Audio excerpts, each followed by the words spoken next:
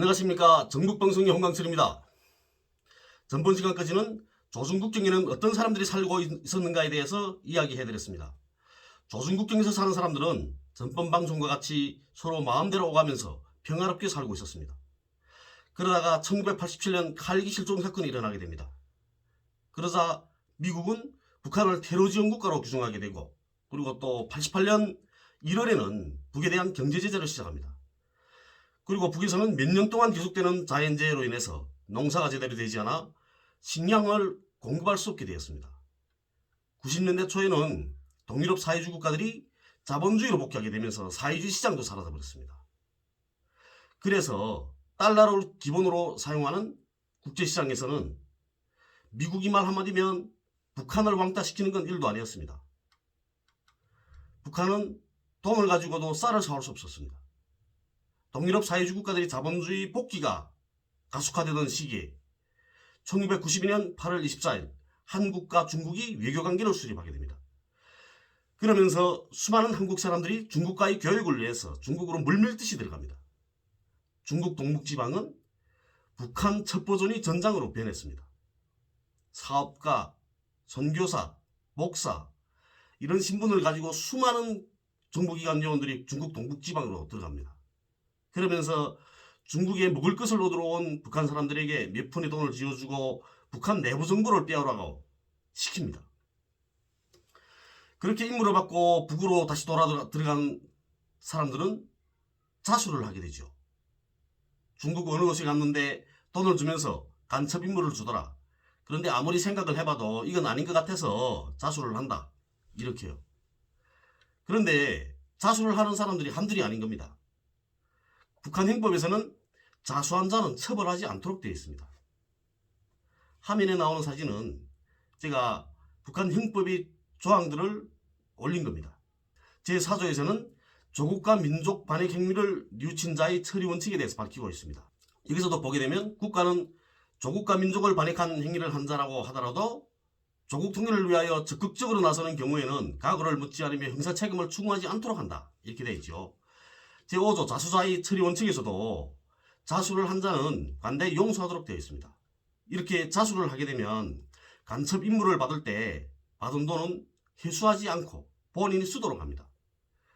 그 돈을 회수하면 다음번에는 돈 때문에 자수하지 않을 수도 있거든요. 반탐 기간을 속일 수 있는 겁니다. 그리고 또 중국에 출국했다가 남한으로 도망치는 일들이 속출합니다. 강명도, 조명철이 대표적인 사람들이죠. 네? 남한에 돌아와서 기자회견을 열고 공식적으로 북한을 헐뜯기 시작하죠. 이러한 사례들이 한두 건이 아니다 보니까 국가안전보위부는 최고지도부에 보고하게 됩니다. 그래서 최고지도부는 국경경비 실태를 살펴보게 되는 거죠. 그런데 국경을 보니까 너무나 한심한 겁니다. 현재 배치되어 있는 초소들을 가지고는 도저히 국경경비를 수행할 수 없었던 겁니다.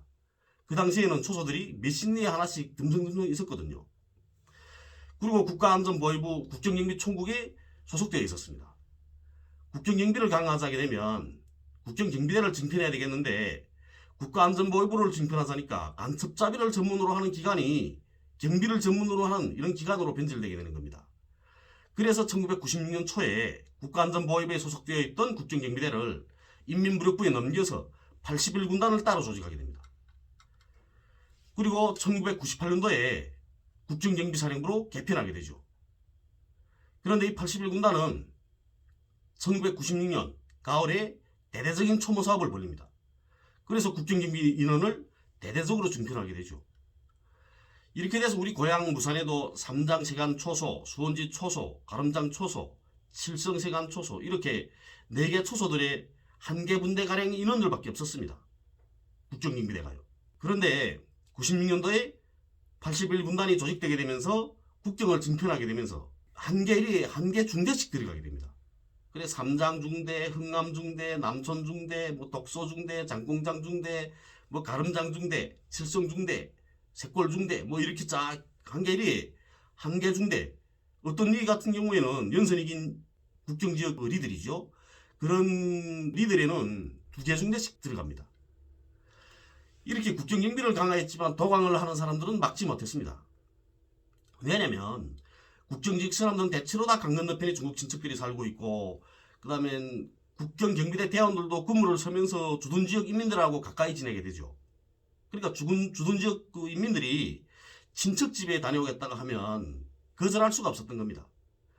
물론 국경 경비대 대원들 중에 돈을 받고 인민들이 도광을 눈 감아주는 그런 사람들도 있습니다. 그렇지만 첫 시작은 이렇게 돈 때문에 일어난 일이 아니었던 겁니다. 주둔 지역 인민들이 제대로 먹지 못하고 있는 걸 뻔히 알면서 강 건너 있는 친척집에 가면 도움을 받아올 수 있다는 걸 알고 있는데 돕지 않을 수 없었던 거죠.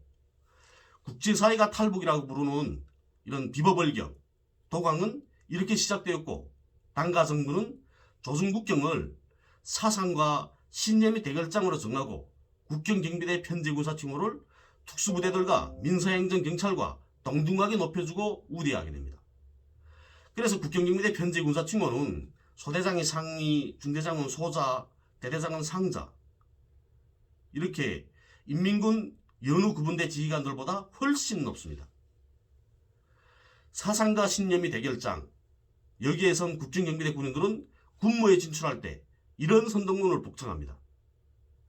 불빛 어두운 강변에서 밀수와 밀수 보장의 대가로 차려진 몇 푼이 도는 자기 목에 올가미를 거는 행동이라는 걸 명심하자. 오늘 방송을 시청해 주셔서 감사합니다.